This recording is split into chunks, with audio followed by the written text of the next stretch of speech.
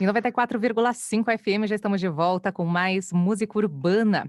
A internet mudou a forma como as pessoas se relacionam com a informação, né? A mídia atual não só é interativa, como muitas pessoas também passaram a criar, produzir, distribuir seus próprios vídeos, textos no Facebook, TikTok, mas afinal compartilhar. Eu sou criadora de um novo conteúdo, somos consumidores, autores, tudo isso aí, hoje é o tema internet e propriedade intelectual. Quem vai nos explicar, nos esclarecer um pouco, o doutor Marcos Wachowski, ele que é professor de Direito da Propriedade Intelectual da Faculdade de Direito da UFPR e coordenador do GEDAI UFPR, Grupo de Estudos de Direito Autoral e Industrial.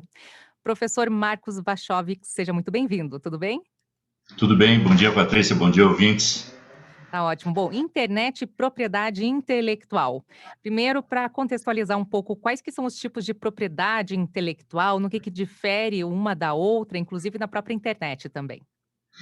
Quando se fala em propriedade intelectual, nós falamos em dois grandes ramos do direito. Seria o direito autoral, que é sobre obras literárias, artísticas, científicas, e o direito da propriedade industrial, marcas, patentes, desenhos industriais, enfim.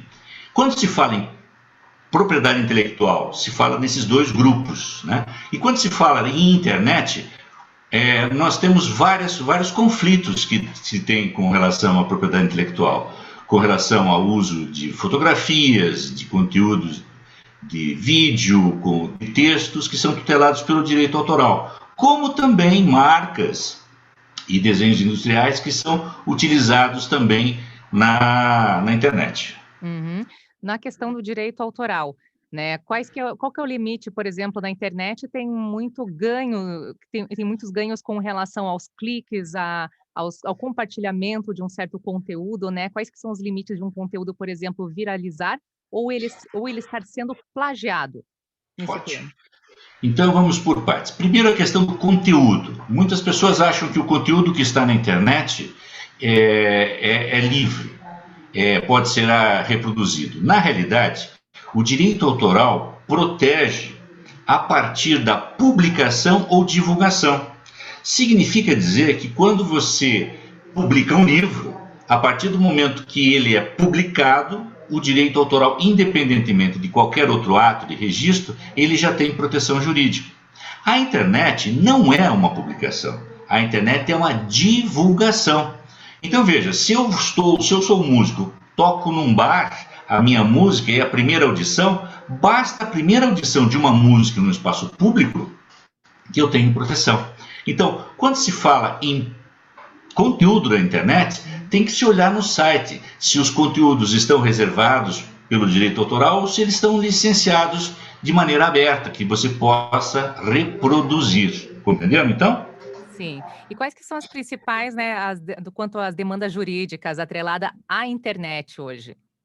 A questão da apropriação de conteúdos, né? De pessoas apropriar um site, colocando num outro site e não fazendo as devidas citações. Porque se você tem um conteúdo que está num determinado site, a informação daquele conteúdo tem ampla circulação. Você pode informar que num outro site existe uma notícia sobre, porque a informação é de livre fluxo. Por exemplo, o Coxa detona, ganha de 5-0. Isso é uma informação. Agora, se Nelson Rodrigues escreve sobre o 2-2 do Fla-Flu no Maracanã, com aquela literatura dele, com aquele jeito todo próprio do Nelson Rodrigues, cria um ambiente literário, cria um estado da arte que aí sim tem proteção autoral, né? Na internet nós temos alguns casos bem inusitados, né? Exato. Com relação à apropriação de textos, né? É o que se chama de plágio na internet. Você retira a autoria e coloca como sendo sua. Isso é muito comum nos trabalhos que a gente tem visto aí, o Ctrl+C, Ctrl+V, né? Mas existem casos assim curiosos, como por exemplo o plágio invertido, que a gente chama, né? Ou seja, a pessoa pega um texto na internet que é de uma... Esse é um caso real. Era uma estudante universitária, Sara, que teve uma crônica dela chamada Quase, apropriada, não se sabe por quem. Ela colocou numa rede social e o texto circulou. Só que alguém resolveu tirar o nome dela e colocar o nome de Luiz Fernando Veríssimo. Colocou em Luiz Fernando Veríssimo e isso bombou, né? Foi para o mundo inteiro. Foi parar em programa de televisão de grande audiência, foi citado, inclusive ela recebeu uma notícia de que estava sendo feita uma tradução para uma peça na França. O Luiz Fernando Veríssimo também soube, porque a internet todo mundo acessa, e ele deu uma declaração que o texto não era dele, em que pese o texto fosse bom, não era dele. Até hoje, eu não sei, mas a Sara tenta ainda resgatar a sua autoria. Né? Que maldade. A autoria daquela crônica. Então são várias modalidades, né? Sim. Inclusive com relação a fake news, ou até para dar credibilidade às frases, as famosas frases de Clarice Lispector, que não eram de Clarice Lispector.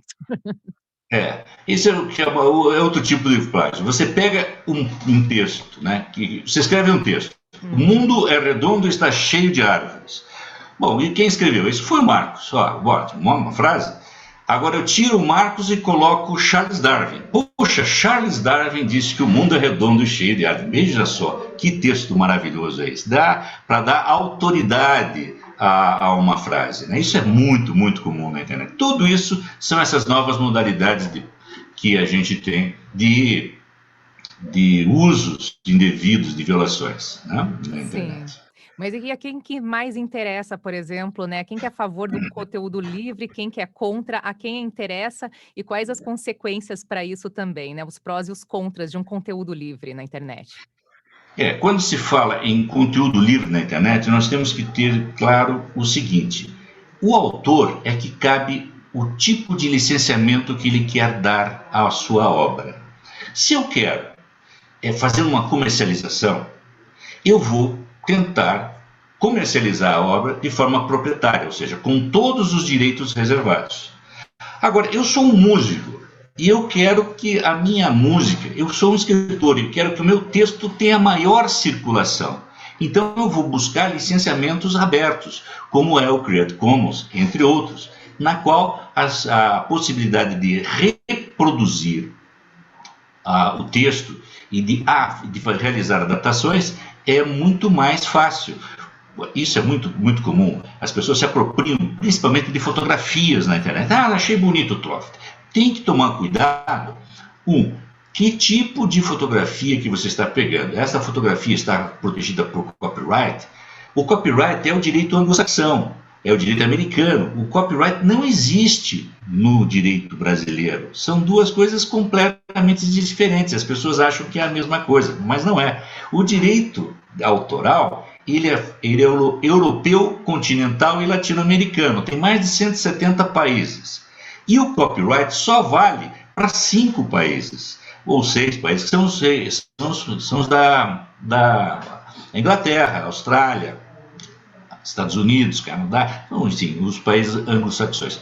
Se vocês quiserem saber qual é a grande diferença entre um sistema e outro, é o seguinte: o direito autoral protege mais o autor. Para você ser no direito autoral, você pergunta quem é o autor desta fotografia, quem é o fotógrafo, quem é o autor dessa peça, quem é o compositor dessa música. No copyright, não. A pergunta é: quem é o titular do copyright? Pode ser uma empresa, não precisa ser uma pessoa física. E o controle do copyright é da reprodução. E o direito de autor não. O direito de autor protege a paternidade, o direito de modificação, que são os direitos morais do autor. Né? Tá então certo. É isso. E como proteger, então, o seu próprio conteúdo na internet? Na internet tem mundial também, né? Você estava falando com as regras do Exato. O copyright e o direito autoral, a partir da década de 90, criaram uma reciprocidade. Então, naquilo que couber, a gente protege o copyright, ou seja, a gente não vai violar o copyright. Mas, naquilo que couber, o copyright americano vai reconhecer os direitos do direito autoral.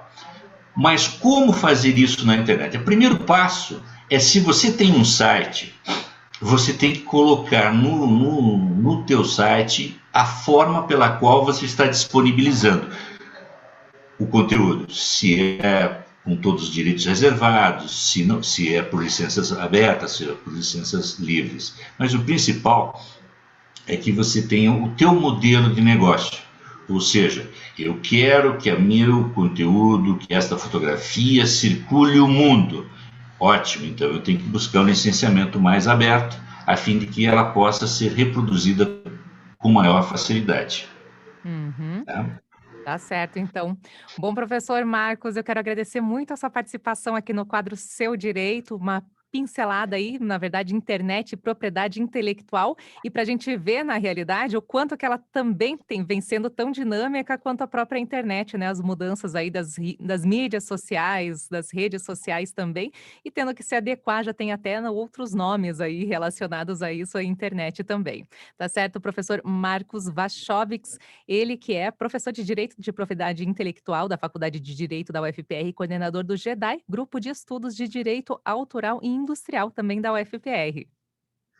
Um grande abraço, obrigado pelo convite, Patrícia. Um abraço, professor, até mais. Até E aqui no mais. Música Urbana a gente segue com mais música.